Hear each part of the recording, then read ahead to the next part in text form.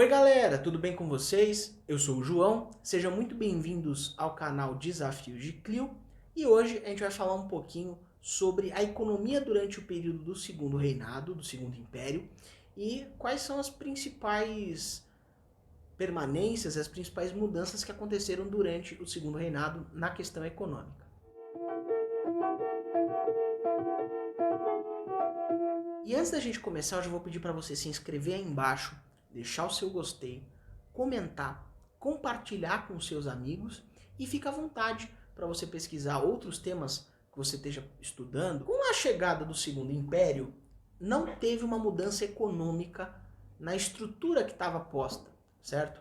O Segundo Reinado vai manter a estrutura agroexportadora, ou seja, se plantava e se revendia, cuidava-se da extração de minerais e se revendia, e a pecuária também, criava-se os animais e revendia-se. Então é uma estrutura que está posta desde o período colonial, né? Então não é um processo que teve uma mudança, não teve uma ruptura muito grande. Manteve-se a estrutura, monocultura, o latifúndio, exportação. Num primeiro momento você vai ter a mão de obra escravizada ainda, e depois ela vai sendo lentamente substituída pela mão de obra imigrante. Você vai ter uma dependência muito forte dos ingleses para a entrada de produtos industriais, e o Estado não tentava quebrar esse ciclo. O Estado permanecia um exportador de commodities, usando um termo que a gente usaria hoje em dia. Então você tem uma lenta modernização e muitas vezes associada aos lucros do agronegócio, né, justamente relacionados à produção agrícola. Então, a instalação de ferrovias para o escoamento dessa produção, pequenas fábricas para agilizar o processo, por exemplo, de embalagem desses produtos, e pequenos bancos que eram para armazenar o dinheiro desses latifundiários, desses cafeicultores. A primeira coisa que o Império vai começar a fazer vai ser reorganizar a questão dos tributos. Tá? Em 1844 ele aprova a tarifa Alves Branco, e ela vai extinguir aquele imposto que você tinha desde os tratados de 1808, que era o imposto de 15% sobre produtos ingleses. O que o governo vai fazer? Para tentar proteger um pouco dessa tímida indústria que estava nascendo, ou dos produtos que eram feitos aqui, eles vão ter, vai ser uma proposta de imposto de 60% sobre produtos que eram produzidos aqui, ou seja, produtos que eram importados que tinham a produção nacional seriam mais caros, e de 30% para produtos não concorrentes, ou seja, para produtos que não eram feitos aqui. A Inglaterra ficou muito irritada com essa situação, porque dependendo da situação você tinha 4 vezes o imposto que eles pagavam há quase 50 anos. Né? Então isso era um processo que irritou um pouco os ingleses. Além da questão dos ingleses terem ficado insatisfeitos, você tem também a própria questão da irritação com as próprias elites que importavam tudo isso a preço de banana. E depois, em 1860, eles vão criar a tarifa Silva-Ferraz, que vai diminuir os impostos alfandegários sobre máquinas, ferramentas e ferragens, justamente já numa fase de tentar incentivar uma modernização da economia. O grande produto, o superstar das nossas exportações era o café. O café chegou aqui com as mudas trazidas da Guiana Francesa, que por sua vez tinham sido trazidas do Haiti. O Brasil acabou se adaptando bem ao plantio do café, principalmente na região sudeste, tá? A região sudeste vai ser o ponto onde você tem a maior plantação de café ao longo da história.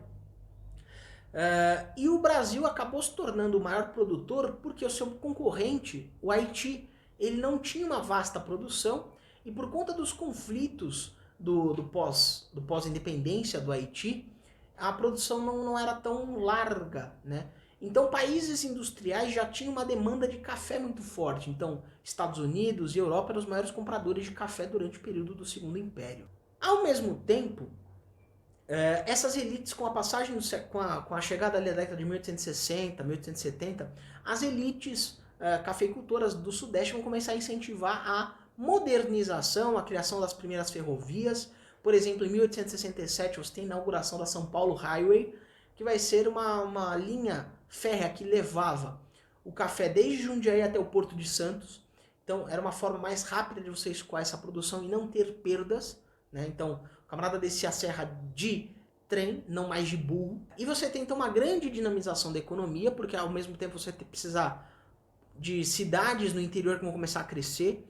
Então você tem um aumento na produção de leite, de materiais de subsistência, então alimentos para abastecimento interno. Então cidades vão começar a crescer. E as cidades começaram a crescer próximas à linha do trem. O café então passa a ser o produto mais exportado do Brasil, tá? Você tem um aumento do consumo, um aumento no preço, e também você não tinha concorrência. E você tem uma lenta marcha do café. No início do século XIX, o café vai ser plantado no litoral do próximo ao Rio de Janeiro e próximo a São Paulo. Por volta ali da década de 1830, você vai ter a chegada do café no Vale do Paraíba, já com a mão de obra escravizada. Acredita-se que entre 1780 e 1831, 800 mil pessoas escravizadas foram levadas para o Vale do Paraíba.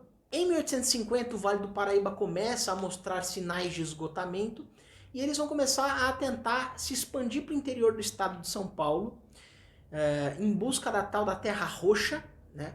Que era uma terra mais favorável para o plantio do café. E por último, você tem em 1880 a última fase, que vai ser a expansão do café ali para o norte do estado, para já com a divisa com Minas Gerais. Então a parte do sul de Minas também tinha uma vasta produção de café. E a partir ali de 1850 você tem uma lenta substituição do trabalho de pessoas escravizadas pelo trabalho imigrante. Esse processo da plantação do café vai seguir a tendência que o Brasil já seguia antes. Devastação da mata original, plantação do café. E esse processo era lento, porque primeiro você derrubava a mata, segundo, você preparava o terreno para o plantio, o café demorava aproximadamente 4 anos para começar a produzir grãos e obter lucro com isso. Após a colheita, você tinha a lavagem e secagem dos grãos ao sol, você tinha a separação daquilo que era bom e aquilo que não era bom, tudo isso manualmente. Com o passar do tempo, você vai ter o transporte feito pelos trens, mas no primeiro momento era feito por cavalos, burros e carroças. Esse café era exportado através do porto, principalmente o Porto de Santos, vai ser um porto que vai enviar bastante café. Só para vocês terem uma noção, entre 1851 e 1860 o café representava 48,8% do que era exportado. Depois, entre 1861 e 1870, você tem uma leve diminuição para 45,5% e um aumento para 56,6% ali na década de 1870, entre 1871 e 1880. Um dos exemplos da lenta transformação da economia vai ser o Barão de Mauá. O Barão de Mauá vai ser o Irineu Evangelista de Souza. Ele nasce em 1813 e morre em 1889. E ele vai ter uma história muito curiosa. Ele vai ser um industrial que ele vai ter tradição com a contabilidade, com o inglês, porque ele trabalhou numa importadora inglesa em 1829. Então ele vai ter vastos contatos e ele vai ter uma visão mais modernizadora das coisas. Ao longo da sua vida ele teve um total de 17 empresas entre ferrovias, estaleiros, bancos e outros serviços. Ele vai conseguir o título de barão em 1854 e depois em 1874 ele consegue o título de visconde de Mauá. Ele vai ser um liberal raiz, ele vai ser um abolicionista e ele vai ser contrário à Guerra do Paraguai quando ela estoura em 1864. A grande concorrência com os ingleses e a falta de incentivo do Estado vão levar ao seu declínio, à sua decadência econômica. E o pessoal chama o período de 1850 até 1860 de o período da Era Mauá, que é quando ele teve o seu apogeu econômico. Porém, a industrialização vai ser uma coisa muito particular, né? Ele não vai ser ele vai ser só, eu só estou citando ele aqui porque ele vai ser um exemplo pontual, não era uma política de Estado, certo? Então ele era um indivíduo que tinha produto, ele tinha como ter as suas empresas e ele fez isso como iniciativa privada. Então é isso, gente. Se você gostou desse vídeo, deixe seu gostei, comenta aí embaixo para mim. E lembre-se sempre, dúvidas e desafios, chama a Clio.